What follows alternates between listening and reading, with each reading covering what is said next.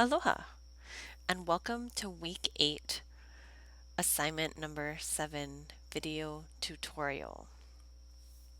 Now, before I begin this video tutorial, I'm assuming that you've already completed parts 1, 2, and 3. I'm not going to be going over that in this tutorial, so if you haven't done so yet, please pause the video right now, complete steps parts 1, 2, and 3, and then start this video tutorial. Okay, so here we are in the main dot storyboard. The first thing we're going to do is we're going to go ahead and set up our view controller. So in the objects library, I want you to grab a text field,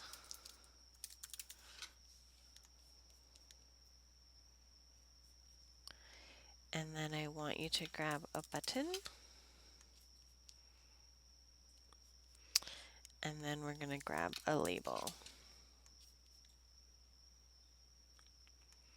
And let me just go over a few things here about what the end product of this simple application is going to be before we go ahead and get started. So what's going to happen is the user, so your user is going to input some text here. Then the user is going to press the button, and the text that the user typed in is going to actually appear in the label.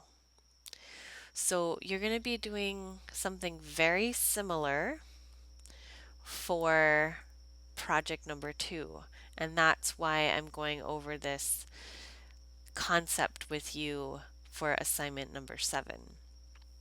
So that's what we're going to go ahead and do. What we want to do now is we want to go ahead and create those outlets.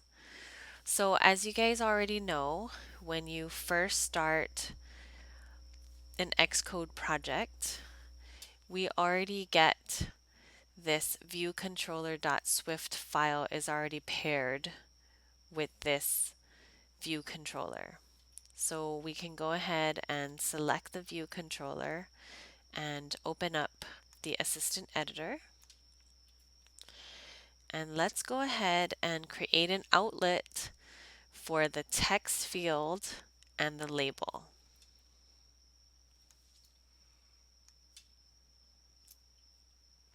Let's go ahead and call this text field. So make sure you got everything correct. Make sure it's an outlet. And we're going to connect.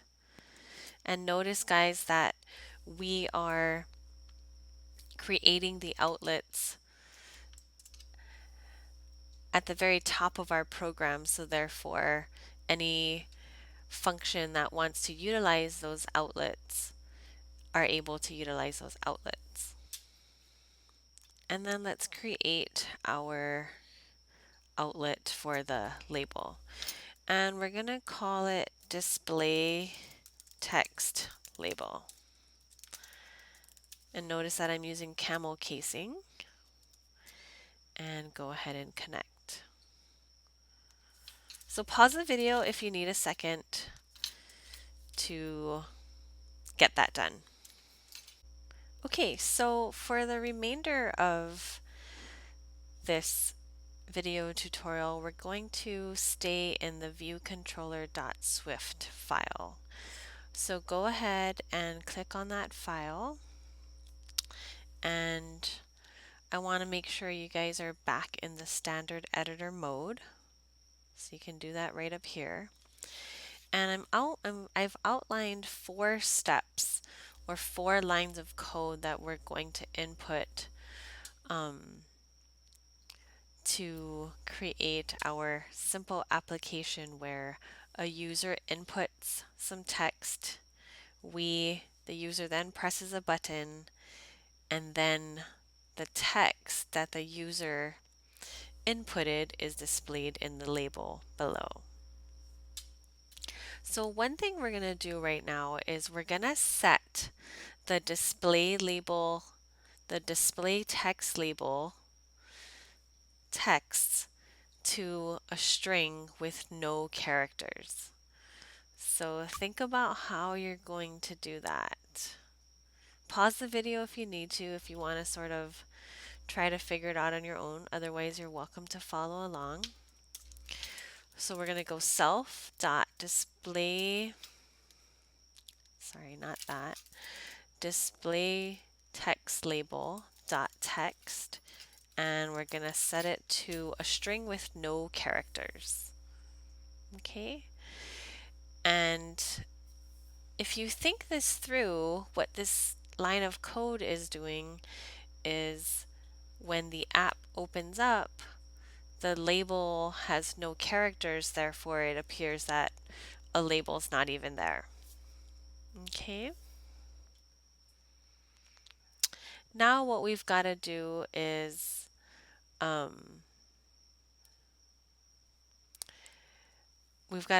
we have to create an IB action. I've actually already created the IB action, but I'm going to walk you guys through that step right now. So we're going to go ahead and create the IB action. So in other words, in order to do that, we're going to go back to the main.storyboard. And remember that IB actions, we can create IB actions with buttons. So we're going to go ahead and select the view controller, open up the assistant editor, and obviously I'm not in the right file, so we're going to go here and we're going to change to viewcontroller.swift, and you're going to grab that button, press Control drag, and we are creating an action, and I want you to name that action set label button pressed.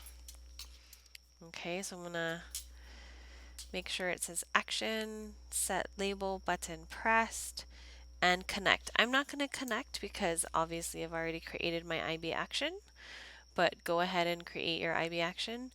And one thing that I want you guys to note is that I am outside of the function, the code block for the function did receive memory warning. So I'm not trying to create an IB action within another code block. I'm actually outside of the function. And you want to make sure that you are actually in the inside of this last curly. Okay, so sort of ignore my IB action right now. So you want to make sure that you are outside of this function, but inside the last curly where my line 47 is. Okay, so I'm going to cancel that. And then I want to go back into standard editor mode and back into my viewcontroller.swift file. Great, so you created your IB action. And now we're going to actually start some coding. So what's really interesting, and now a lot of the foundational programming concepts that we learned earlier are starting to come into full gear, and you're really applying that foundational knowledge that we've been working on for, I guess, the past 7 weeks of the course. So we're going back to variables, and what's happening here is the user is providing some data, right? They are typing in some characters. However, we have no way right now, as of right now, we have no container, we have no way of holding that user input text data. And so what we need to do is we're going to create a local variable that holds that string data. And we're going to go ahead and do that right now. So we're going to declare a variable called user text, and it's going to be of type string. Okay? And it's giving us a warning right now because we're not using it. We're going to go ahead and use it in the next step. So step 3. So now we've got this variable. This variable is available to us and it's available to hold some data. So let's have user text. Now that we've declared a variable, we can use it. We're going to have user text equal to self dot, you got it, text field dot text. So what we've done now is we've created this container to hold data, which is user text, and then we set user text to the what the user inputted in the text field.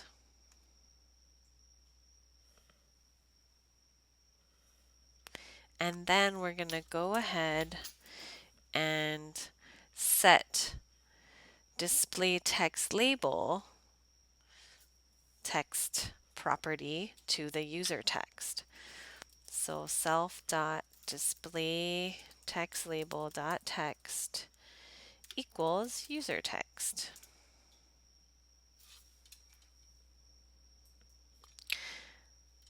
And now our warning is gone.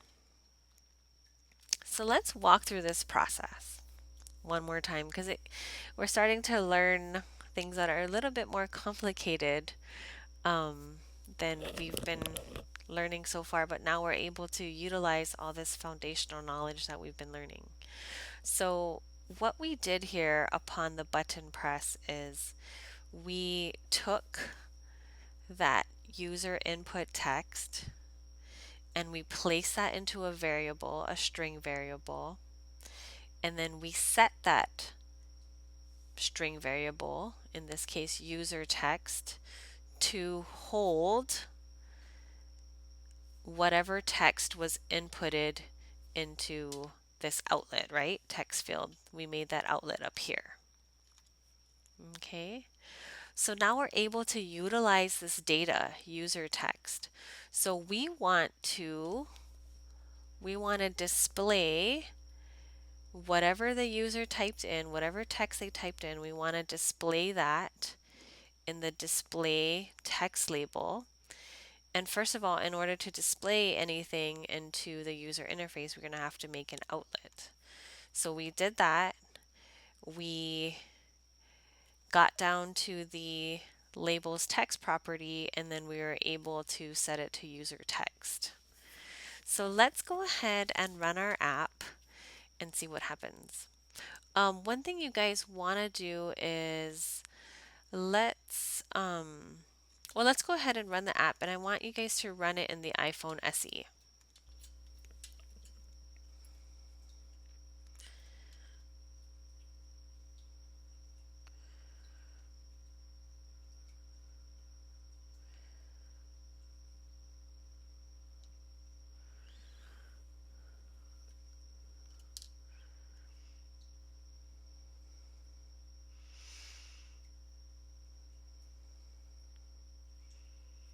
Okay, so if you notice things are a little off center here, but that's okay. We're going to fix it right after this.